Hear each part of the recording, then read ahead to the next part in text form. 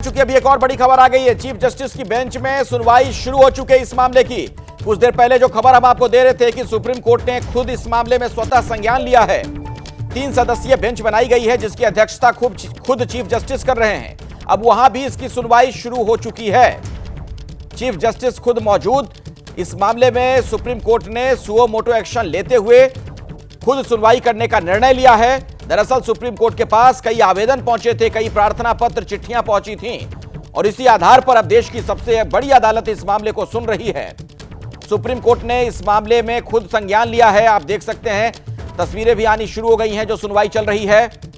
चूंकि एक ऐसा मामला है जिसने पूरे देश को झकझोर कर रख दिया है। हर किसी की निगाहें इस ओर हैं कि क्या होगा। तो देश की जो सबसे बड़ी अदालत है यानी सुप्रीम कोर्ट, वहां पर इस मामले में स्वतः संज्ञान लेते हुए सुनवाई शुरू की गई है। सीजेआई खुद मौजूद। 3 सदस्यीय जो बेंच बनाई गई है और इसमें सवाल जवाब होगा, तमाम जानकारियां ली जाएंगी जज की तरफ से। देखना यह होगा कि सुप्रीम कोर्ट का इस मामले में क्या रुख होता है। एक लेडी डॉक्टर के साथ रेप और फिर निर्ममता के साथ हत्या। न सिर्फ डॉक्टर्स नाराज हैं बल्कि पूरा देश गुस्से में है, आक्रोशित है।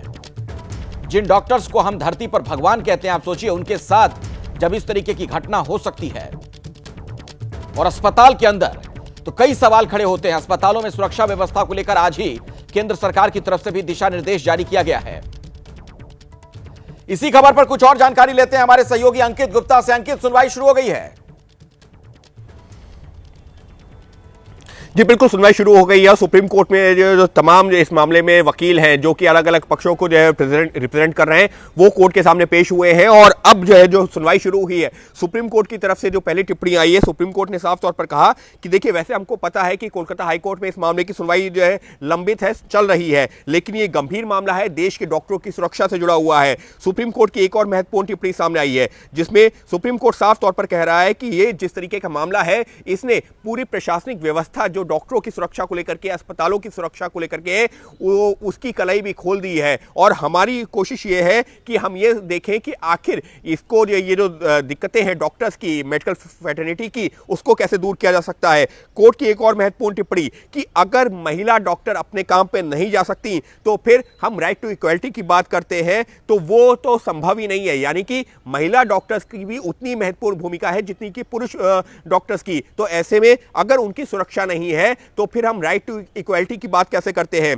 सुप्रीम कोर्ट की जो एक और टिप्पणी सामने आ रही है, कोर्ट का साफ तौर पर कहना है कि जिस तरीके से जो पीड़िता है, कोलकाता मामले की अब बात हो रही है, जो उसकी जो तस्वीरें और उसके बारे में जो जानकारी सोशल मीडिया सार्वजनिक तौर पर जो है सामने आ रही हैं, वो ठीक नहीं है और ये गंभीर मामला है। इससे पहले भी कोलकाता हाईकोर्ट में भी इसी मामले को लेकर के जो है अपनी जो है एक तरीके से गंभीरता जाहिर की थी। कोलकाता हाईकोर्ट की तरफ से भी यही कहा गया था और सुप्रीम कोर्ट भी यही कह रहा है कि किसी भी पीड़िता की, हम सिर्फ वैसे तो कोलकाता मामले की बात हो रही है, लेकिन अखिलेश, अगर हम जो नियम और कानून की बात करते हैं तो जब भी ऐसा कोई मामला होता है तो किसी भी पीड़िता की पहचान उजागर नहीं होनी चाहिए। लेकिन हम देख रहे हैं कि सोशल मीडिया के तमाम प्लेटफॉर्म्स पर अलग अलग लोग जो है, जो पीड़िता है, जो मृतका है, उसकी तस्वीरें, उसके पिता की आइडेंटिटी समेत तमाम जो चीजें जाहिर कर रहे हैं, उस पर सुप्रीम कोर्ट चिंता जता रहा है।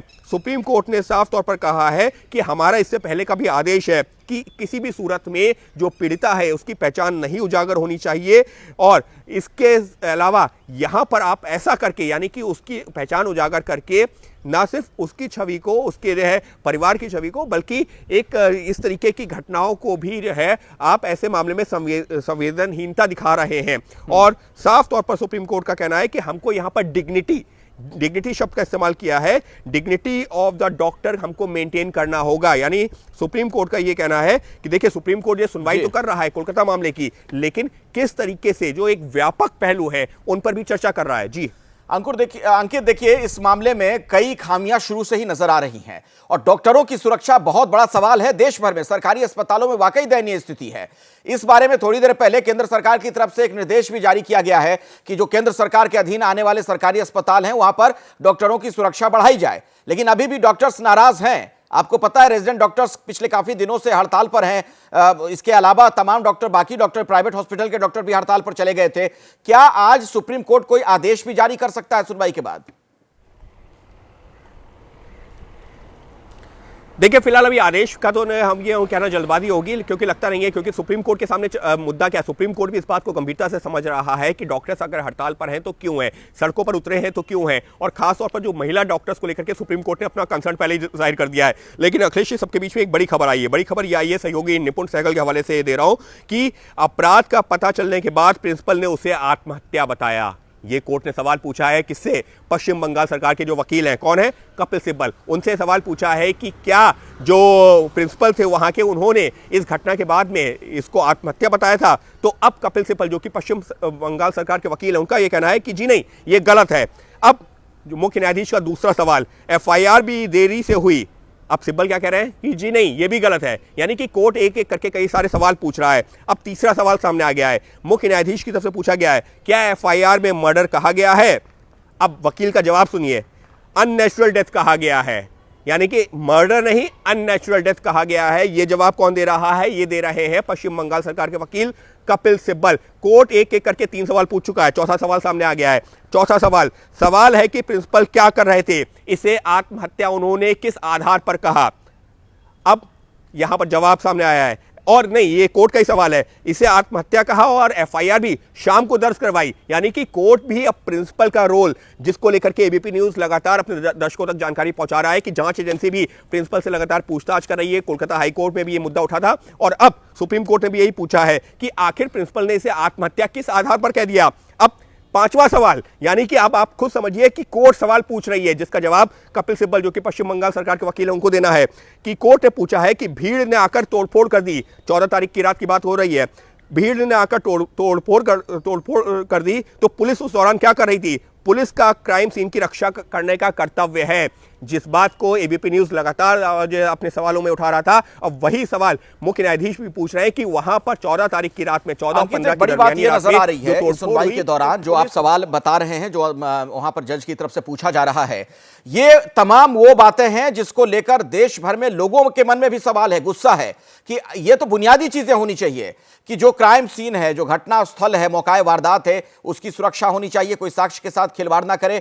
दूसरी बात, जो पहले खुदकुशी वाली बात कह दी गई थी, वो क्यों कही गई थी? क्या कुछ ऐसा था जिसे छिपाने का प्रयास किया गया था? इसके इन सब के बाद भीड़ ने जिस तरीके से आक्रमण कर दिया था, वहां पर इमरजेंसी वार्ड में भीड़ के उपद्रवी घुस गए थे, उससे बहुत गंभीर सवाल खड़ा हुआ था।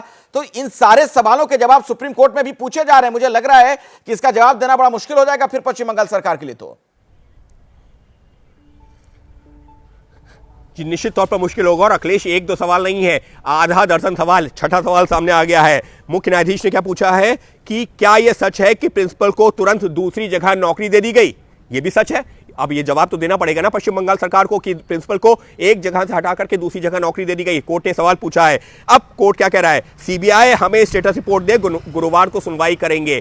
यानी कि सीबीआई की जो जांच रिपोर्ट है, सुप्रीम कोर्ट वो चाह रही है और कह रही है हम कि इस पर जो गुरुवार को, यानी कि परसों एक बार फिर से सुनवाई करेंगे, क्योंकि सीबीआई की जांच में क्या क्या आया है। लेकिन अखिलेश, यकीन मानिए, अब तक की जो सुनवाई हुई है, सुप्रीम कोर्ट ने सवालों की बौछार की है। और जवाब किससे मांगा है? जवाब मांग रहे हैं पश्चिम बंगाल सरकार से, क्योंकि उस दौरान, हालांकि अभी केस सीबीआई के पास पहुंच गया है कोलकाता हाईकोर्ट के कहने पर, लेकिन उस दौरान मामले की जांच जो है पश्चिम बंगाल सरकार और उसके अधीन आने वाली पुलिस कर रही थी। और अब एक और जो है सीबीआई की टिप्पणी है, हम एक नेशनल टास्क फोर्स नियुक्त कर रहे हैं, यह देश भर के अस्पतालों में डॉक्टरों की सुरक्षा पर अध्ययन कर सुझाव देगी। लीजिए, सुप्रीम कोर्ट ने अपने आप पहल कर दी है। डॉक्टर्स जिसको लेकर के सड़कों पर थे कि हमको प्रोटेक्शन के लिए एक सेंट्रल प्रोटेक्शन एक्ट, यानी कि एक कानून चाहिए, केंद्रीय कानून, सुप्रीम कोर्ट कह रही है कि हम एक नेशनल टास्क फोर्स का गठन कर रहे हैं। ये देश भर के अस्पतालों में डॉक्टरों की बड़ी खबर आप बता रहे हैं।